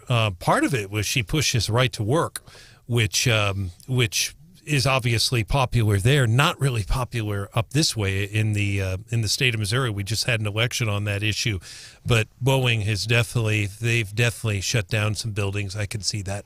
Well, and as far as her test goes, she could have said for anybody over 80, that would have gotten Biden. But no, she picked 75, and guess how old Trump is? 76. So it definitely was targeting both of them. Yeah, I think one of her responses when she was, what's the difference between you and Trump? Why should we vote for you? And I think one of her answers effectively was, well, why not? Hey, and a heads up, too, it's a holiday for a lot of folks. And I always say, I don't care. Well, I try walking into the bank to get some money to pay off a Hannah bet or something. They're closed. I don't walk into the bank, but I will for sure later this afternoon check my mail. 100%. Every time it gets me, I'm like, why don't I have any mail today? And then it takes me a minute. When my fiance and I got home last night, 2 of the neighbors on our street were setting their trash out. Oops. We were like, wonder if they know that it's not going to get picked up tomorrow. And do you tell them in that situation, or do you just... we didn't. That's right. Like, I'm intentionally not going to tell them. It'll just sit out for an extra day, because usually, most cities, they just bump it a day, right? Well, in California, so the city of California takes care of their own trash, and we actually have 2 trash days, which is super nice. So twice a week they pick up. Yeah. About that. How much do you pay for trash? That's what I want to know. Do you know? I don't know off the top of my head. We get one bill from the city for trash, sewer, water, electricity, the whole shebang. They do all their own. Congratulations to Jack Sanders. He was recognized over the weekend, Mid-Missouri. Yeah, that was nice. How cool was that? He was awarded with the inaugural Live Fierce Volunteer Award Saturday evening at the Mid-Missouri Heart Ball. John, what was your highlight from the evening? Yeah, that was pretty neat listening to the event where cardiologist Jeff Sanders, who is longtime cardiologist Jack Sanders' son, talk about his dad's history and how that sort of drove him into the healthcare field too. It was a great event. It was kind of cool. He was in Colorado and he'd had a heart attack. Well, he was in Vail, Colorado, and there was like no cardiologist between Vail. If you Vail, it's western Colorado where Denver's right in this. He had nowhere to go, and apparently he made up his mind that night. Not only am I going to be a doctor, I'm going to be a cardiologist to help other people. Great event Saturday night. 874-9390. Karen in Centralia wants to weigh in on whose policies are better, Kristi Noem, Nikki Haley, or Tulsi Gabbard. Karen, welcome into the show. What can we do for you? Yeah, hi. Good morning. I actually am a conservative, but I really like Tulsi Gabbard. But what I wanted to say about Kristi Noem, which a lot of people may not know, they have given her so much credit, okay? And there were some lawmakers that put out some information quite some time ago that Kristi Noem was not the one who, well, let's put it this, she wanted to lock down her state when COVID came, but the legislature did not want her to. That's why it was not locked down, and she took the credit for it. Secondly, there were lawmakers that put forth a bill to protect young girls and women from having men come into their sports areas and lockers and schools and present themselves as women. She vetoed it on her desk. So they have no protection now. Karen. So Kristi Noem is not what you think she is. But she's still hot. Coming up, we're going to be doing the morning... kidding. She's not hot. You're not kidding. You're not kidding, but we do not pick politicians based on their looks, or we right. shouldn't. 874-9390. Thank you for the phone call. Good to hear from you in Centralia this morning. Coming up, Morning Bell business news, little twist only Stephanie Bell can give you. You know, I love a good copycat story, and this is a big one. Over the weekend, Zuckerberg is copying Musk. Uh-oh, what is it he's copying?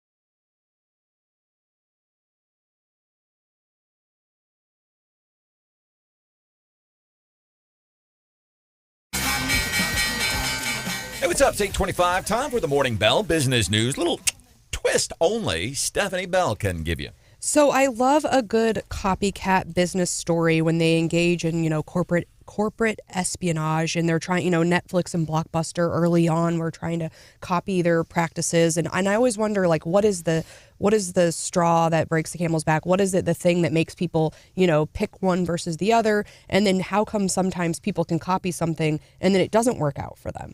And so last week we talked about how TikTok was going to copy this old app called what is it called? HQ Trivia.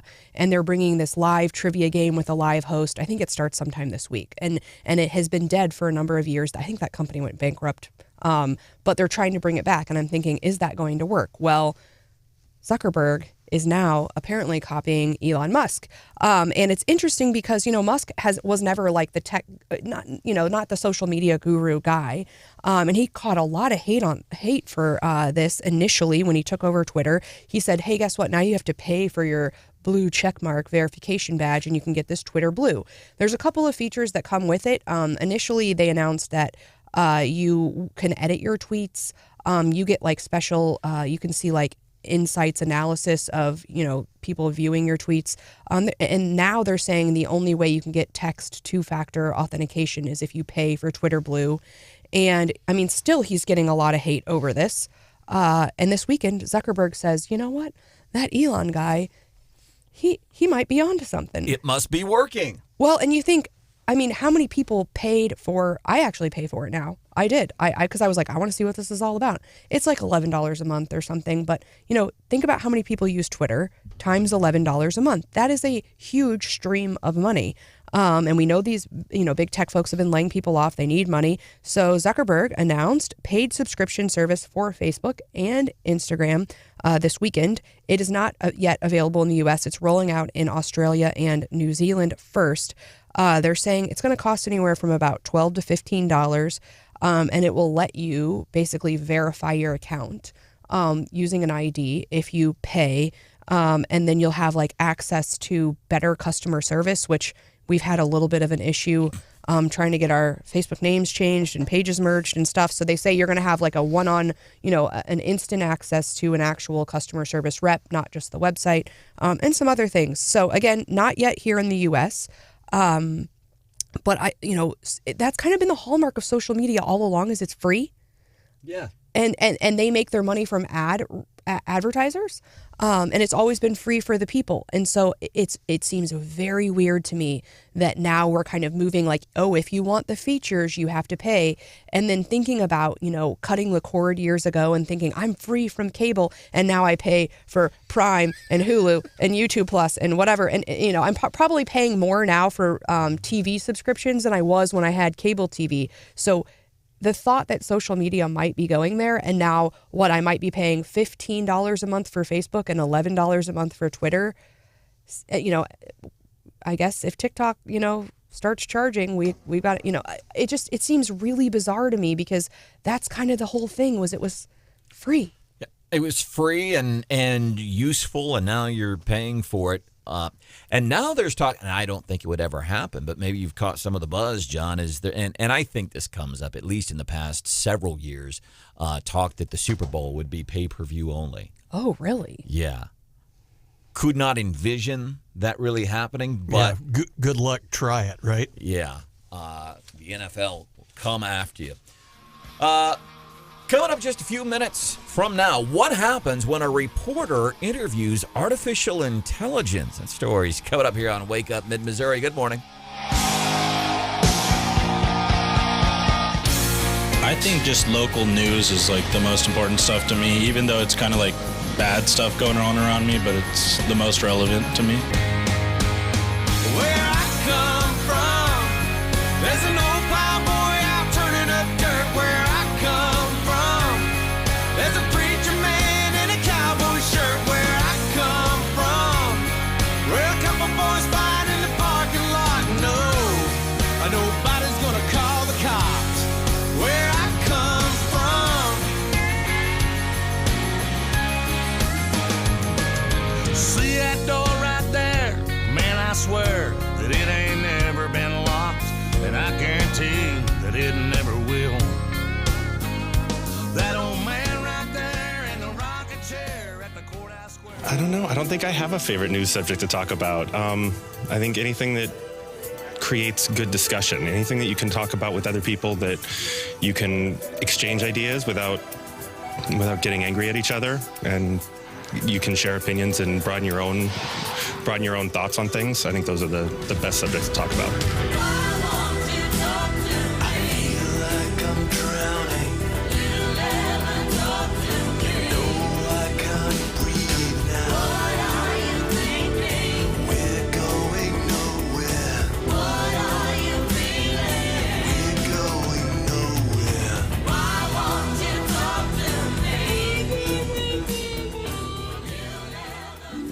My favorite news subject to talk about is probably the environment. I think people don't take into account what's going on in the world right now and all the pollution that's happening, especially in our oceans.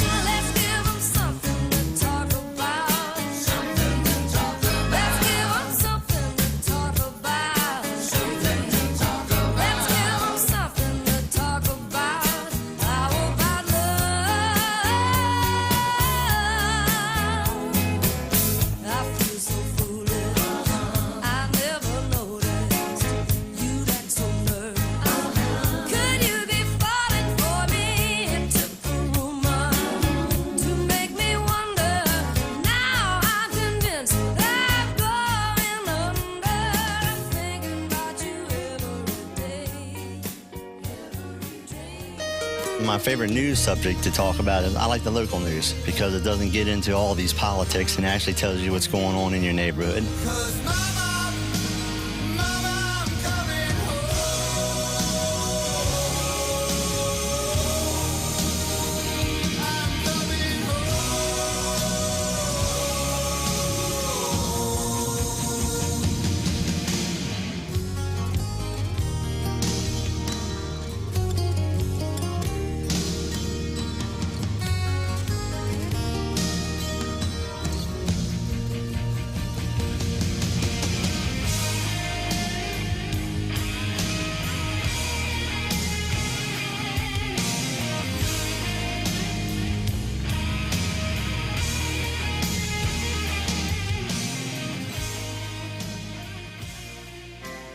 My favorite news subject to talk about is politics with history mixed together.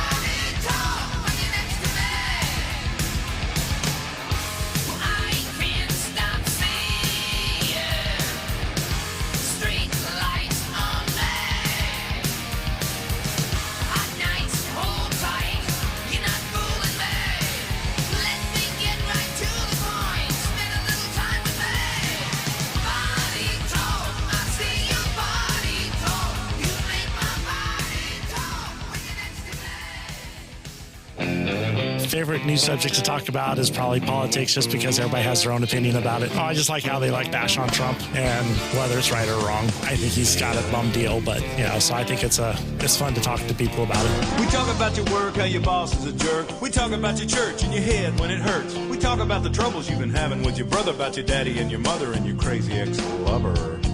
We talk about your friends and the places that you've been. We talk about your skin and the dimples on your chin, the polish on your toes and the run in your hose. And God knows we're going to talk about your clothes. You know talking about you makes me smile.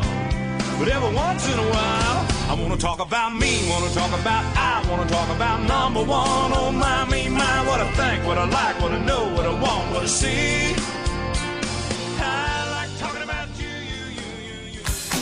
I just wanted to thank you very much for being where you are for 3 hours of my day. I'm a new listener and already a huge fan. You're calming for my soul. Hey, hey, baby, can't you hear me calling? So let's stay home and enjoy the view. 'Cause I just wanna be loved by you, yeah.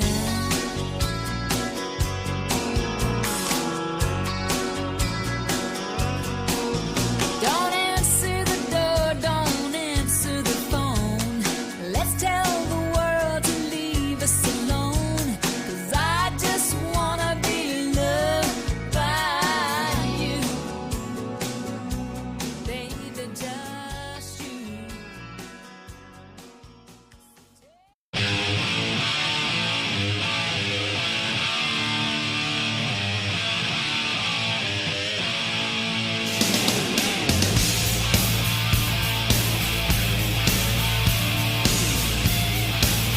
And I say to all those who have perpetrated these crimes and to their superiors who are complicit in these crimes, you will be held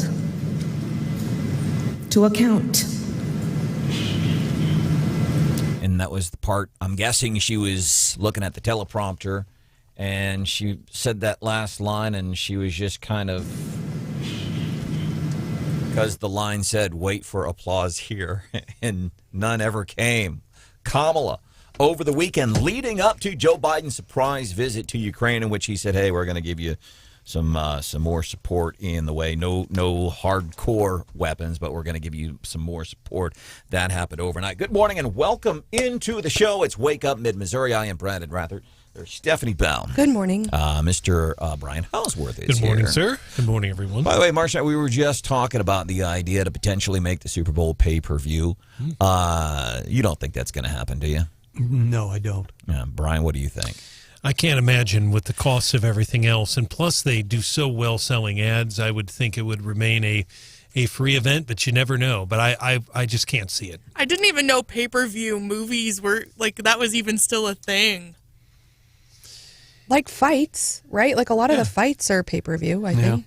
They didn't used to be, though. I mean, and you're right. You're spot on, Stephanie. But, I mean, Brandon and I will remember Muhammad Ali. A lot of his fights were live on Wide World of Sports, and they were on free television through about 1979. And I remember they started going to pay-per-view, and that's when the cable started. And then but everything before that was free and generally was live. It was at Caesar's Palace, and you'd see it on Saturday afternoon.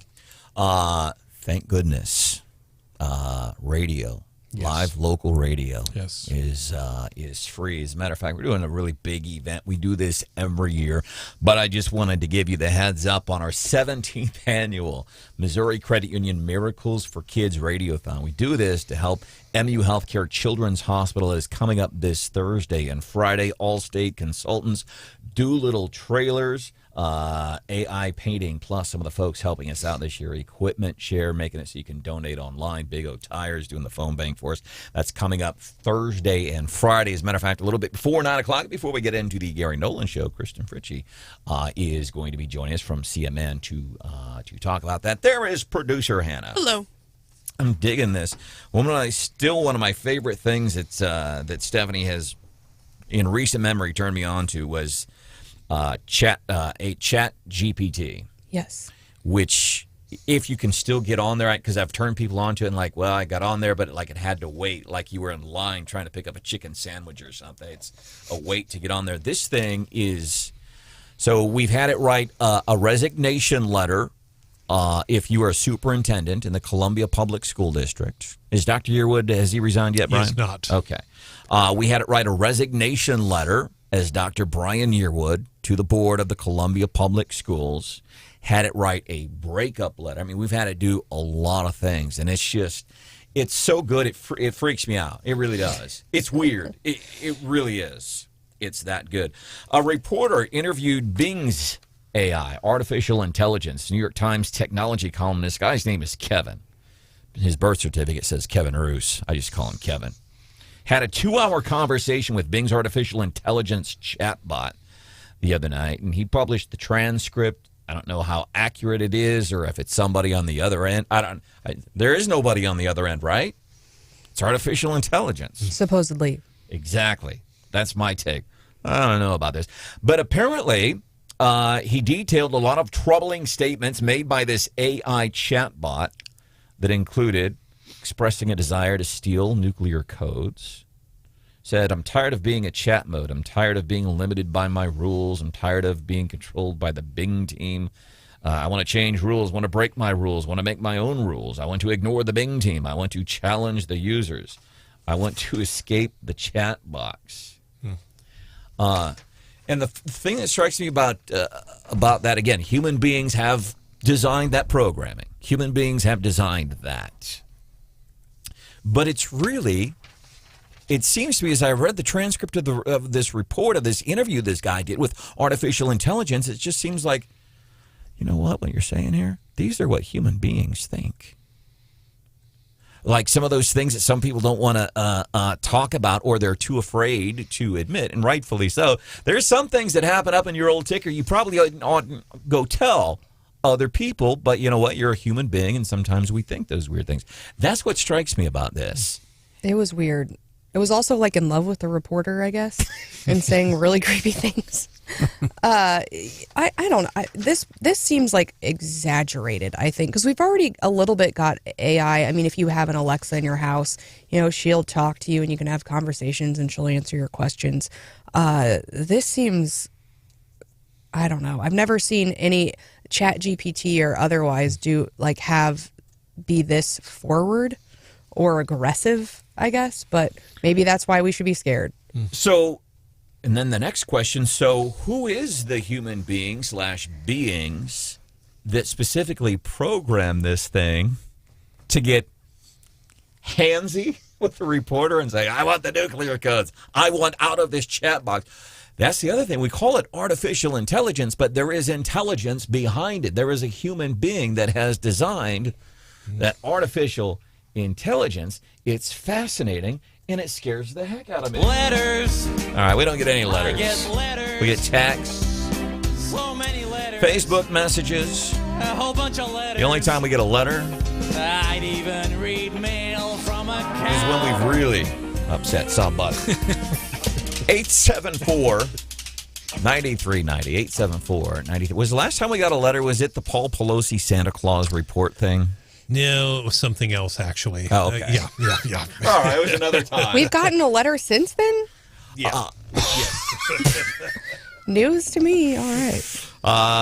Mailbox. A lot of these are text. 874-9390. 874-9390. I like this one from Logan. Hannah was talking about a Florida bill that is set to ban dogs from hanging their heads out the window. And Logan says, instead of the government worrying about dogs with their head out the window, they should focus on politicians with their head up their bleep. With their rear end hanging out the window. And so I appreciate that sentiment. Like, let's be worried about the real stuff here. And how often do you get to segue one reference of a dog's rear end to, in the same day, in another text, another reference to a dog's rear end? We were talking, and I didn't know this about Stephanie, something that I just learned this morning. Stephanie has special dietary needs. I should. I didn't. Should being the operative word there. I have sensitivities.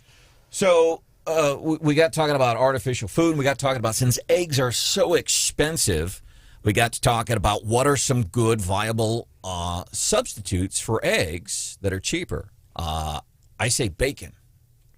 I believe earlier you said tofu.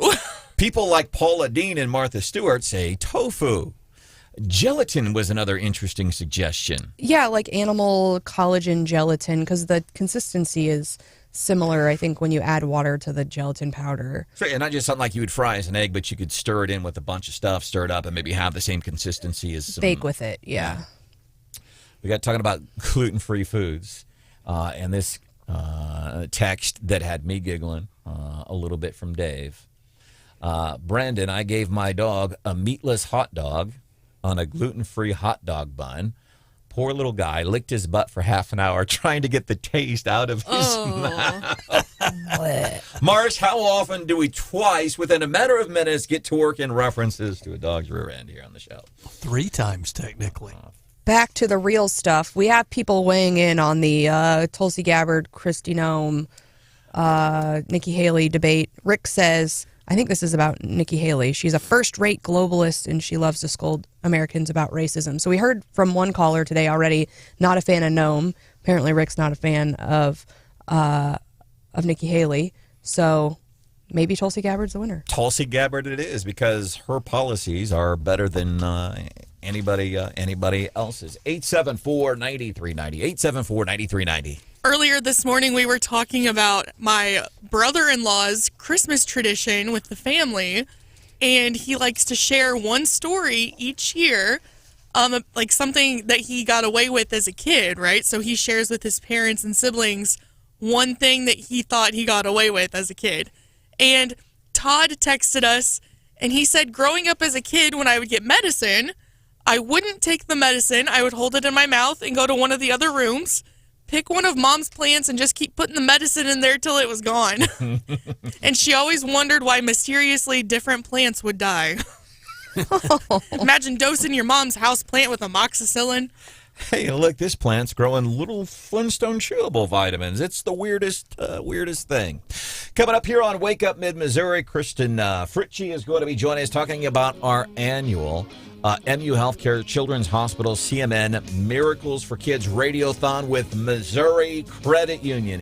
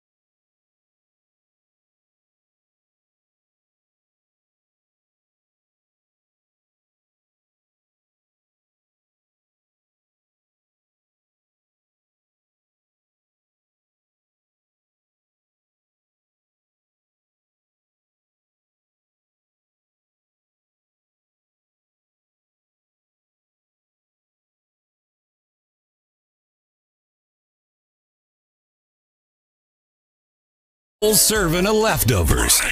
Enjoy. Leftovers, sometimes things we didn't get a chance to get to on the show, or sometimes it's a matter of saving the best for last. We welcome into the show Kristen Fritchie, MU Healthcare. We are getting ready, and a big smile on her face. Love it. Getting ready for the 17th annual Missouri Credit Union Miracles for Kids Radiothon. We are doing this Thursday and Friday, and Kristen has been a part of this for more than half of its lifespan here in mid-Missouri. Impressive work. Oh, thank you. You are welcome. Thursday and Friday, and let's start with why we do this. We do this to help kids that are at our MU Healthcare's Children's Hospital.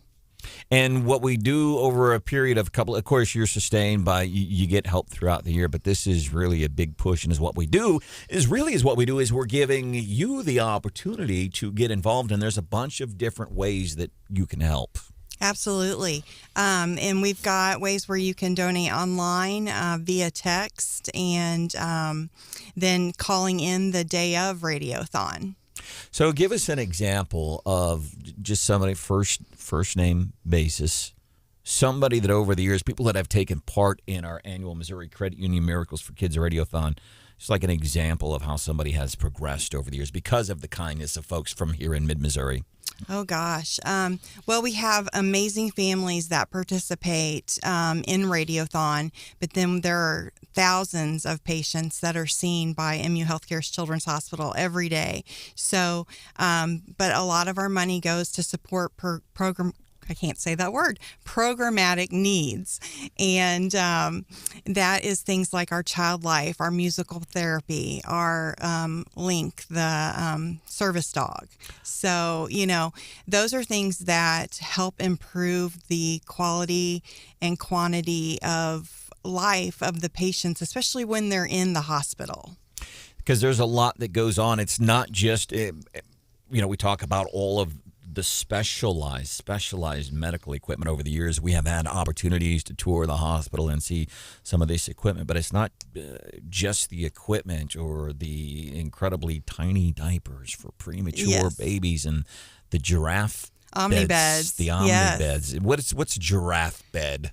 Basically, it's a bed that when a baby who is either very early, very sick, goes into the neonatal intensive care unit, and with that they go into a giraffe omnibed, and this bed is a specialized bed where not only do they stay during their care, but surgeries can be done inside of this giraffe omnibed while they're at the hospital.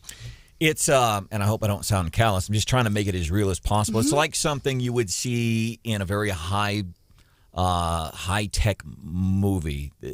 Yes. Does that make sense? So it's like an incubator that has a dome, and the dome can go up and down, and then it can also provide moisture in there as well. And then how the hands can go in there to perform. Yes. It's pretty cool. And I want to hold up to if you're watching on our YouTube channel, which you can do, you just go to Wake Up Mid-Missouri, trying to give you an idea of like how, I don't know, how kind of an emotional this whole thing becomes because of your kindness in donating over the past several years to our Missouri Credit Union Miracles for Kids Radiothon. We get to know some of these kids, and we have some kids like Cassidy Ray Lubering, who every year shows some of the pieces of art that she has brought us over the years. We have one piece from 2016. Yeah. She's 17 years old. She's 17 now, and she's been a part of our Miracle Kids program for her entire life. And then we have the two brothers, Bo and Bryce Edwards. These dudes kill it on the guitar, man. They can slay some serious guitar. They've come in here and they've played before, and they give us every year they bring us guitar picks. It's just a really cool event. Yes, and they're going to do that again this year. They're going to play for us live. What time's the concert? Oh. Do we know yet? Do we know? Well, if I remember right, it's about Thursday or Friday. I believe it's Friday, and I want to say it's around 3 or 4 p.m. And you can get tickets by going through Ticketmaster. You don't want to do that. No, it's free. Kristen Fritchie, MU Healthcare, getting ready for the Missouri Credit Union Miracles for Kids Radiothon to benefit MU Healthcare's Children's Hospital Thursday and Friday. And again, you think, well, If it's $1, if it's $5, if it's $20, man, $20. It's going to be a really cool event. Anything else you would like to add before we let you go? I just appreciate the community's support because without you, we wouldn't be able to do this. All right. Thank you so much. And thank you for what you do. It's a monumental task, what goes on behind the scenes in putting together an event like this. It's pretty spectacular. Thursday and Friday, it's a 2-day radiothon. We have people on board now like Equipment Share. And I specifically want to highlight Aurora Organic Dairy. Because they're a relative new player in town, I guess, if you will. But we talk about some of these businesses and getting involved. Yeah, hey, I make the best product in the world, and that's cool. And I bring money and I bring jobs into mid-Missouri. That's cool, too. But you have people. And Aurora Organic Dairy is just one example of many. But there's a whole bunch of folks, smaller to medium-sized businesses, that take part not only in this but in other things that happen in the community. And I always think that's important because it embeds you into the community from a business standpoint. Guess what? Oh, tomorrow John Combest is here. He's got an interesting book, and it has to do with like cleaning up your history on social medias. It has to do with internet trolls. Yeah. How to handle it. Pretty fast.